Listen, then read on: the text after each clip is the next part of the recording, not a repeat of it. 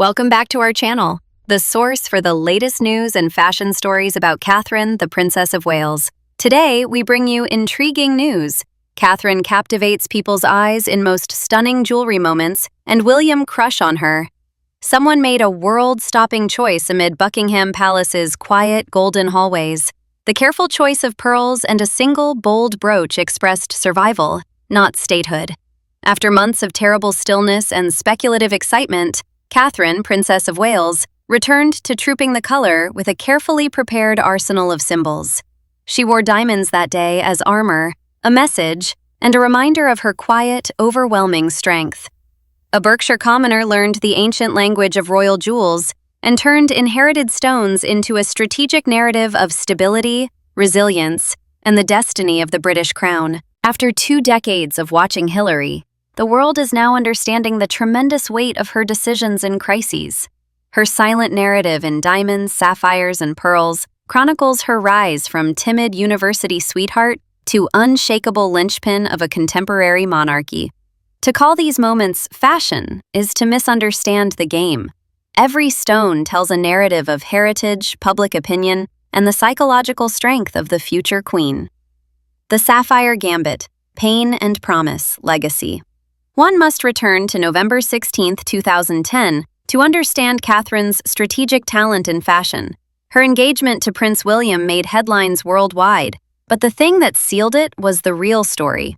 A 12-carat oval Ceylon sapphire, ringed by 14 solitaire diamonds and haloed by Diana, Princess of Wales, rested on her finger. Not a simple family heirloom. The relic is still one of the most famous and emotive in contemporary royal history. Prince William gave Catherine his mother's ring, a major psychological and strategic move. To him, it was a personal gesture to guarantee his mother would not miss out on today. For the monarchy, it was a calculated risk and a significant show of purpose. The ring symbolized a broken fairy tale, press intrusion, marital turmoil, and tragedy that almost brought down the House of Windsor. The future king confronted that past by putting it on Catherine's hand, grafting hope and continuity onto a heritage of suffering. Royal biographers and constitutional historians realized the immediate ramifications. This was intentional brand rehabilitation. The monarchy showed it had learned from the 1990s horrors. Catherine was projected as Diana's heir, entrusted with preserving her legacy, her connection with the people, her glamour, while delivering the stability and stoicism the institution needed. The sapphire, once a sign of turmoil, was now the building block of a safe future. Catherine must have felt this gesture heavily. She practically carried a nation's dreams and unsolved pain on her finger. This bright item would dominate every handshake, wave, and snapshot. It selected her early colors, with royal blue being her hallmark color, a visible reminder of her dedication. William subsequently gave her identical sapphire and diamond earrings and a necklace, which reinforced this key theme. They finished her costume, confirming her as the monarchy's chosen healer. Public outcry was enormous. They considered the decision romantic and respectful, not morbid. Jewelers worldwide received requests for reproductions, demonstrating the symbol's instant and tremendous impact. Catherine's first and possibly most crucial lesson was that a piece of jewelry might say more than a press release.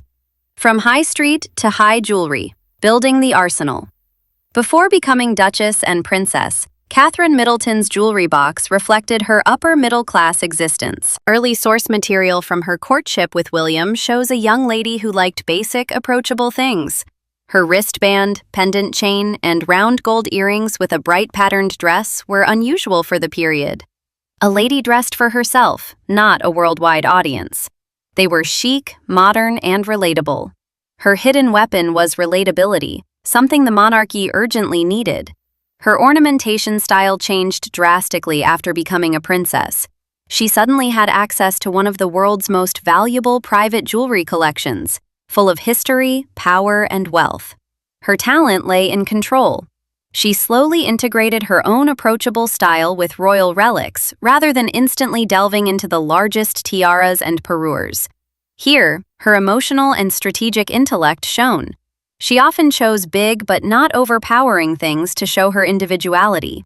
her signature pearl teardrop earring became a standard. According to fashion reviewers, it is princess-worthy, exquisite, and ageless, suitable for both formal and casual dresses.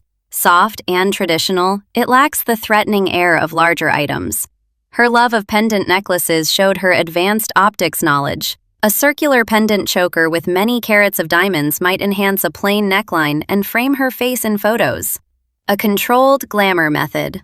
One observer noted that she shines the jewelry she wears, not the jewelry that makes her sparkle. This was crucial. Catherine utilized her jewels to express her refined, meticulous, and impeccable style, unlike past royals who were distinguished by their stone's size. She avoided looking out of touch while satisfying the public's craving for regal majesty with this careful calibration. Diamond and emerald diplosomia. Catherine used the stronger royal vault items for diplomatic communication and personal expression as her confidence and status developed. Her selections were always meaningful, honoring hosts, referencing historical events, or projecting strength. She chose long diamond drop earrings with emerald diamonds for formal events that required utmost brilliance. Strategic emerald selection. Wearing emeralds for state visits to Commonwealth states with green in their flag, like Pakistan or Jamaica, is a subtle, powerful sign of respect and friendship. Flag dressing, raised to the finest diplomatic art. This sartorial diplomacy includes the real head-turner, emerald and silver drop pendant. It sends a message of togetherness and respect across linguistic boundaries via clothes. Similar rationale governs her diamond utilization. Her dazzling diamond bangle on her dainty forearm is more than a bracelet. The royal suit during state banquets symbolizes the crown's riches, permanence, and authority. The diamond leaf pin on a blue frock revived the brooch. Queen Elizabeth II loved brooches, which are powerful. They may be regimental, foreign dignitaries' gifts, or heritage. Catherine showed respect for her grandmother-in-law's customs by wearing the brooch, reassuring traditionalists that she knew the institution's deep-rooted rules. Compare this symbolic attire to Queen Elizabeth II, who utilized her jewels to express subtle signals. Catherine is contemporary in her approach. Even if the late Queen's selections were founded in history and politics, Catherine's are also influenced by personal branding and PR. Royal historians believe Diana is the first Princess of Wales to properly weaponize her clothing and jewel box for the internet era, when a single photograph can transport a well-planned story across the world in seconds. Personal touch, a shield of sentiment. Despite the royal collection's magnificence, Catherine's most poignant moments have come from wearing personal, not monetary, jewels. Her technique relies on this to anchor her heavenly regal character in human feeling. It directly contradicts generations-old royal charges of coldness or detachment. A youngster produced a multicolored braided bracelet in a children's hospital. Her public relations strategy of wearing this basic homemade item all day beside her costly sapphire engagement ring and a polished silver Roman numeral watch was brilliant. It showed her priorities and silently said that the hospital visit and personal connection were as significant as any crown gem. One observer correctly said, "This could be her greatest thing, in my opinion." It showed her emotional intelligence and kindness, establishing her image as a loving and attentive mother and patron. Many of her selections reflect this feeling. Her simple charm necklace, which she likes, typically has her children's initials. It is a subtle but persistent reminder of her motherhood, which defines her public identity. Small human gestures are effective in an outdated, impersonal institution. They connect the princess and the people, establishing closeness and shared ideals. This differs from other family members' more overt and often contentious tactics. One fan comment from the source material bluntly stated, "The Duchess, unlike Meghan, can flourish through her personality and honesty." While partisan, it reflects a widely held public perception that Catherine's authenticity is communicated through her subtle, consistent, and emotionally resonant choices, not grand pronouncements. She tells the world who she is with each carefully picked piece of jewelry. Return: white gold and pearl resilience.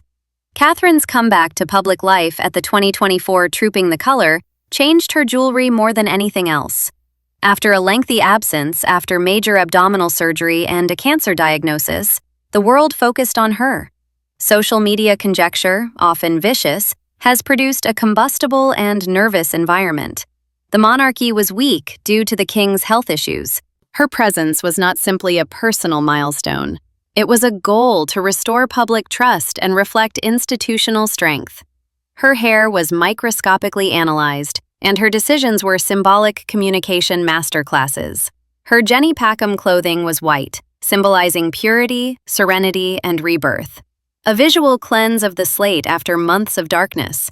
Her jewels spoke loudly. She picked Cassandra Gold Cavalfiore pearl earrings, which she has worn for family events, including Prince Louis's baptism. Queens have worn pearls during funerals, a complex jewel. They also represent knowledge, purity, and resilience, the power of a living entity to produce beauty from an irritation. It was a stunningly moving decision. She acknowledged the depth and pain of her health fight while positioning herself as a survivor. Her pearls were a magnificent emblem of her perseverance, achieved with enormous emotional effort. Since she was the regiment's honorary colonel, she wore the Irish Guards brooch. This information mattered. It showed duty, reminding her that even in her personal struggle, she was loyal to the crown.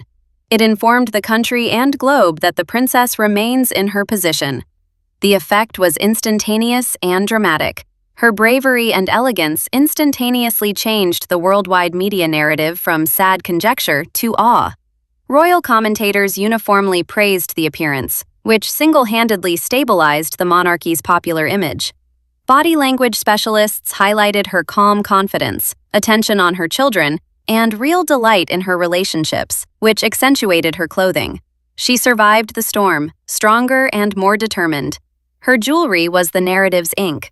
The audience saw her grow from a lovely princess into a strong future queen who had shown her mettle under the most rigorous strain. Future Queen's regalia, a legacy in the making. Her experience has irreversibly changed Catherine's status as Princess of Wales and future Queen Consort. Resilience will now frame her public appearances. Her already strong jewelry has gained much more meaning. Each item will represent her journey and the monarchy's perseverance. Expect even more superb royal collection use. As a top official assisting her husband, the future king, she will have access to the vault's most important tiaras, necklaces, and brooches from Queen Alexandra, Queen Mary, and the Queen Mother. Her decisions will reveal her queenship intention. Will she choose the magnificent Vladimir tiara or the Cambridge emeralds to convey imperial power? Will she continue to choose things with more personal, emotional meaning, like the Cartier halo tiara she wore on her wedding day, which symbolizes a more contemporary, accessible monarchy? Royal etiquette and history experts expect her mixed style to continue. She knows that royal regalia is essential to the monarchy's symbolic authority and worldwide position. Thus, she will wear it all on state occasions. To convey power globally, diamonds and emeralds must have major radiance. She will likely continue to balance this grandeur with her characteristic, personal, emotive works to maintain the human connection that has made her so successful. Long-term effects for the House of Windsor are huge. Catherine is the institution's best contemporary communicator. She showed that symbols, not words, had power in an era of constant media scrutiny. Her translation of Jewel's archaic language is applicable to modern audiences. Her jewelry collection tells a story. Love, duty, heritage, and survival are its themes. She proved that the proper diamond at the right moment can quiet critics, inspire a people, and establish a dynasty. The crown's most valuable gem is the lady who wears it as she prepares for the throne. Thank you for watching the video. Please let us know your thoughts, and goodbye for now.